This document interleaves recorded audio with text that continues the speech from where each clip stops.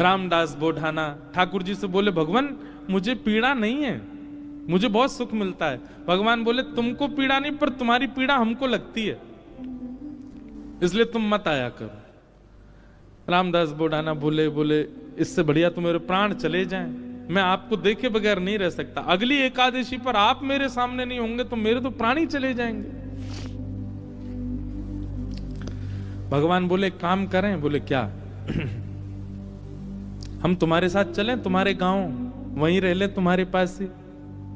एकादशी क्या तुम हर दिन हमको देख लिया करना। रामदास बोढ़ाना घुटनों पर बैठ के रोने लगे, बोले, हे द्वारिकेश, ये कैसी आज्ञा कर रहे हैं आप, ये असंभव है। बहुत दीनहीन गरीब व्यक्ति हूं, मेरे घर में खप्पर भी नहीं है, कहां रखूंगा, कहां बैठाऊंगा, और ये तो आप बस बोल रहे हो ऐसी प्रेम, बस ये हो नहीं सकता।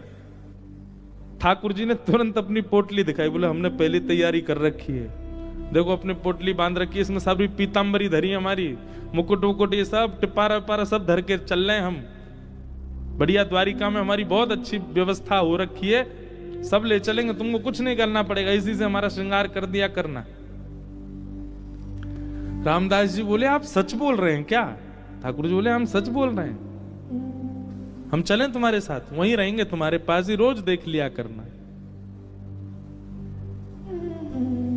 रामदास जी बोले, फिर द्वारिका का क्या होगा? ठाकुर जी बोले, हम जहां बैठ जाएं द्वारिका वही है। और रही बात, जब एक साथ हम 5 रूप धारण, हजारों रूप धारण कर सकते हैं, तो 2 रूप भी धारण कर लेंगे। आज तक तुमने एकादशी जिस रूप को देख करके की है, वो रूप तुम्हारे पास रहेगा, यहां एक दूसरा व्यवस्थित हो जाएगा। रामदास जी को पूरी तरह यह विश्वास हो गया कि ठाकुर जी मजाक नहीं कर रहे, ये सच बोल रहे हैं, ये चलेंगे मेरे संग। नियम का फल ये मिलता है। देखो, एक नियम को जब व्यक्ति तत्परता से करता है तो ठाकुर जी ऐसा देते हैं उसको। कई लोग कह देते हैं एकादशी पर भूखे रहने से भगवान को कोई, इससे थोड़ी प्रसन्न होंगे भगवान। ठाकुर जी प्रसन्न नहीं होते हैं, पर आपकी तत्परता ठाकुर जी देखते हैं। आजकल बच्चे ऑफिस जाते हैं, ऑफिस का टाइम क्या 9 बजे, अब कोई आवे 9:30, कोई आवे कोई आवे 9:45। अब उसको सब लोग, जो टाइम पे आने वाला बच्चा, उसकी सब मजाक उड़ाते हैं, बोले तू भी क्या पागल है, 9 ही बजे आ जाता है बिल्कुल। अरे सैलरी ले रहे हैं, मेहनत करनी है, ठीक है, टाइमली, ठीक है, थोड़ा आधा पौना घंटा ऊपर नीचे चलेगा, लेकिन वो बालक कहता नहीं, ये मेरी तत्परता, मैं 9 बजे ही आऊंगा। और वो 9 बजे आने वाला बालक, वो कभी ना कभी उसका जो बॉस होता है ना, वो खुश होकर के कुछ तो उसको देता है, उसको थोड़ा अपग्रेड कर देता है। सिंसियरिटी, आपके कार्य के प्रति आपका स्वामी देखता है। ऐसी भक्ति में भी सिंसियर होना बहुत जरूरी है। होता उससे कोई ठाकुर जी बहुत प्रसन्न नहीं, पर हां ठाकुर जी दृष्टि तो रखते हैं। परिक्रमा लगा रहा है, कैसे लगा रहा है, एकादशी कर रहा है, कर कैसे रहा है, तिलक स्वरूप करता है, उस समय क्या उच्चारण करता है, मंदिर जाता है, प्रसाद कैसे पाता है, दर्शन कैसे करता है, इन सब के प्रति जो आपकी सिंसियरिटी, वो ठाकुर जी देखते हैं। रामदास को ठाकुर जी बोले, अब तो तुम जाओ, अगली बार बैलगाड़ी लेके आना। कैसे लेके जाओगे हमको? बैलगाड़ी में तुम्हारी में चलेंगे। रामदास जी चले गए, बैलगाड़ी ढूंढी, कहीं बैलगाड़ी नहीं मिली, बूढ़े बूढ़े बैल मिले, छोटी सी टूटी फूटी सी बैलगाड़ी मिली। रामदास जी बैलगाड़ी लेके द्वारिका आ गए। द्वारिका आए, आज सब लोग बोले, क्यों रे भाई रामदास, अब तो तुम बैलगाड़ी में आने लग गए। रामदास जी बोले, अब वयोवृद्ध हो गए ना, तो अब चला हो नहीं पाता, तो बैलगाड़ी से आए। बोले बहुत अच्छा। रामदास जी आए, प्रसाद आदि, गोमती सागर में स्नान किया, प्रसाद पाके रात में कीर्तन करने लगे। सब चले गए, रामदास जी कीर्तन कर रहे थे। अचानक से एक कपाट खुला ठाकुर जी का। अभी तक तो ठाकुर जी चिंतन में बात कर रहे थे रामदास से, पर रामदास जी ने नेत्र खोल करके देखा तो स्वयं द्वारिकाधीश अपनी एक भुजा में तो पोटली उठा रखी है और एक भुजा से किवाड़ खोल रहे हैं। और 2 भुजाओं से बढ़िया शंख चक्र आदि सब समेट रखे हैं। ठाकुर जी ने मुकुट उकुट सब भर रखे हैं। और रामदास बोले कहां है तेरी बैलगाड़ी, जल्दी बता चलें। जैसे कोई भागता है घर छोड़ के, ऐसे ठाकुर जी भाग रहे थे।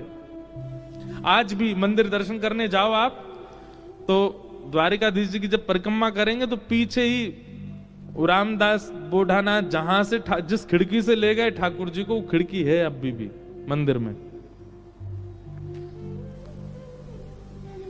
ठाकुर जी निकल के बाहर आ गए।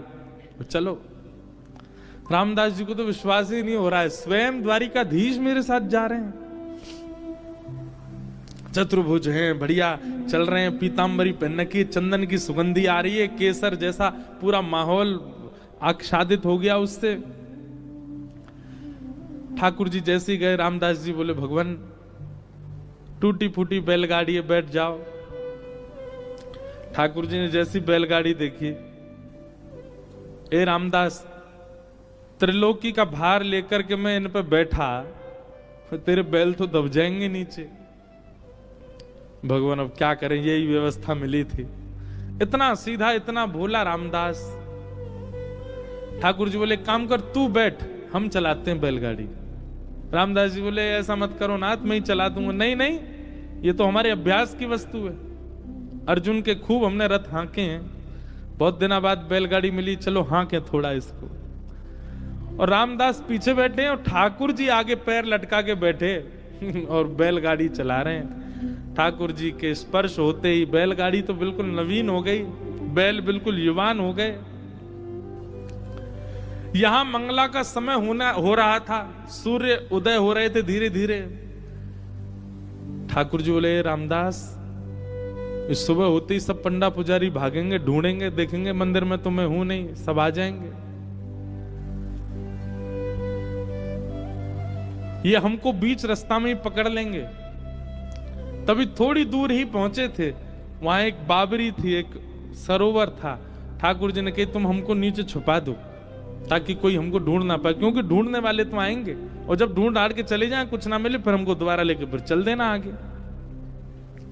रामदास जी मनी मन इतने प्रसन्न हो रहे हैं, बोले ठाकुर जी आपको क्या पड़ी है जाने की मेरे साथ? अरे मैं तो मना कर चुका हूं 5 बार कि ठाकुर जी आप यहीं रह लो, पर नहीं, उन्हीं की इच्छा है जाने की। जब मन ऐसा भटकता है ना ठाकुर जी में, तब ठाकुर जी ऐसा करते हैं, आपके मना करने पे भी चल देंगे आपके साथ। हमारे लाल जी, गिरधर लाल जी,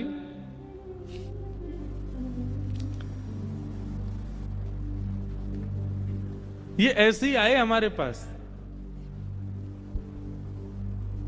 जब प्राप्त हुए थे ना, तो एक बार मैंने तो, अब बोलने में अटपटा लगता है, पर एक बार मैंने तो यही कहा कि मुझे तो श्रृंगार आता नहीं, मुझे सेवा आती नहीं, कैसे करूंगा, कैसे संभालूंगा, कैसे इनकी नथ बेसर धराऊंगा, कैसे इनके नेत्र श्रृंगार, कैसे मुकुट पाक कैसे बनाऊंगा। ये अभी जो ये स्वरूप दिखा आपको, दिखा उसमें, ये साल में एक बार हमारे गिरधर लाल जी जगन्नाथ जी बनते हैं, ये तब का स्वरूप है, रथ यात्रा वाले समय पर। ठाकुर जी को जगन्नाथ, और जो वैसे रूप है वो वाला भी दिखाओ जो सामान्य है। सामान्य सबने देखे ही हैं, श्रीनाथ जी के रूप में हमारे लाल जी हैं, और नेक्स्ट से हैं छोटे से, पर ये आए स्वयं, और ये स्वयं ही आते हैं, आप नहीं लेते हैं।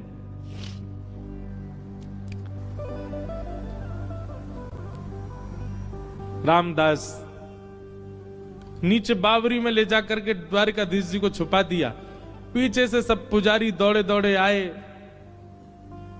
देखा तो रामदास जी धीमे धीमे अपनी बैलगाड़ी चला रहे हैं। सबने रोक लिया, बोले रुको, तुम ही थे रात भर मंदिर में, ठाकुर जी कहां गए हमारे? रामदास जी बोले मुझे तो नहीं पता, दिखाओ।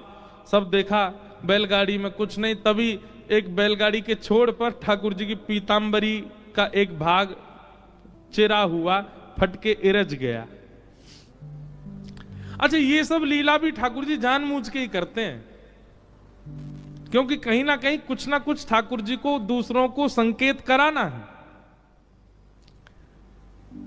ठाकुर जी की पीताम्बरी का वो अंग वस्त्र जैसे ही मिला, सब लोगों ने रामदास जी को पकड़ लिया, बोले ठाकुर जी तेरे संग ही हैं, तभी तो ये चीरा फटा हुआ है यहां पर, कहां है जल्दी बता।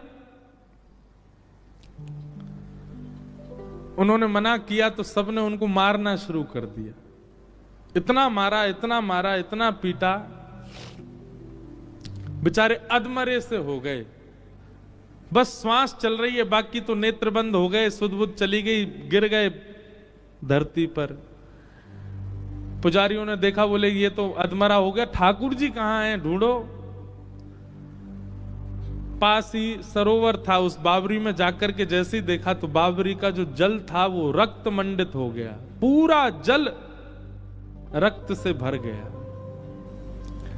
देख करके सब लोग घबरा गए, सारे ब्राह्मण बोले ये जल इसका कैसे हो गया, ये जल आ कहां से, ये रक्त आ कहां से रहा है। दौड़ करके जाके देखा तो एक जगह ठाकुर जी विराजमान थे, और जहां जहां रामदास जी को डंडे मारे गए वहां वहां श्री द्वारिकाधीश जी के श्री अंग पर भी डंडे के निशान, और हर स्थान से रक्त निकल रहा था।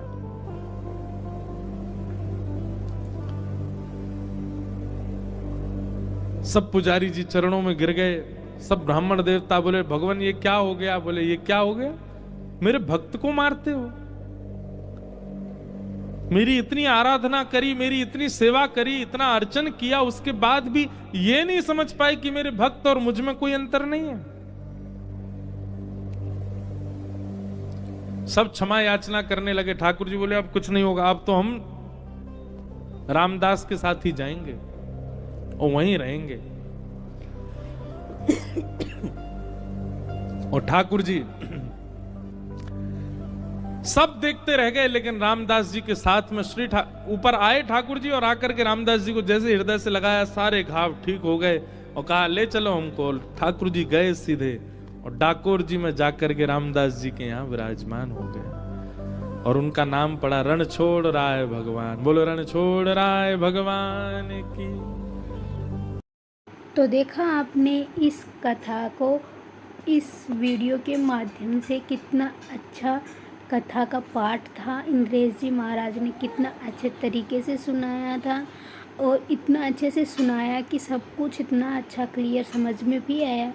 तो अगर आपको ऐसे ही वीडियोस देखने हैं तो मेरे चैनल पे मेरे साथ बने रहिए। अगर आप इस चैनल पे नए हैं तो प्लीज़ मेरे चैनल को सब्सक्राइब कर लीजिए। पसंद आ रहा है वीडियो, इस तरह की वीडियो और देखना चाहते हैं तो आप प्लीज़ मेरे चैनल को लाइक कीजिए, शेयर कीजिए, और अपने सुझाव, अपने विचार मुझे कमेंट के द्वारा लिखकर भेज दीजिए। आपका बहुत बहुत धन्यवाद ये देखने के लिए वीडियोस। तो मेरे साथ प्रेम से बोलिए राधे राधे, धन्यवाद।